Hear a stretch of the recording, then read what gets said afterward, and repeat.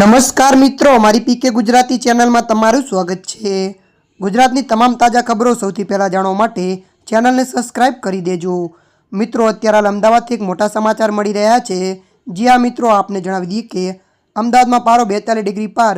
ત્યારે મિત્રો વિગતવાર આપણે વાત કરીએ તો રાજ્યમાં ગરમીના વધુ એક રાઉન્ડની શરૂઆત થઈ ચૂકી છે।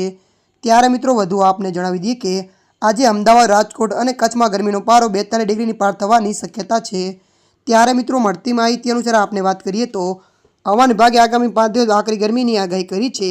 મંગળવારે પણ રાજ્યના 10 શહેરોમાં તાપમાનનો પારો 40 ડિગ્રી પાર પહોંચ્યો હતો। ત્યારે મિત્રો મળતી માહિતી અનુસાર વધુ આપને જણાવી દઈએ કે 5 દિવસ બાદ મહત્તમ તાપમાનમાં 2 થી 3 ડિગ્રીનો વધારો થવાની શક્યતા છે। ત્યારે મિત્રો અત્યારે હાલની આ મોટી ખબર મળી રહી છે। ત્યારે મિત્રો હાલ માટે આટલું, મળીશું નવી અપડેટ સાથે। જો તમને અમારો વિડીયો પસંદ આવે લાઇક, શેર અને સબસ્ક્રાઇબ કરી નાખજો। ધન્યવાદ।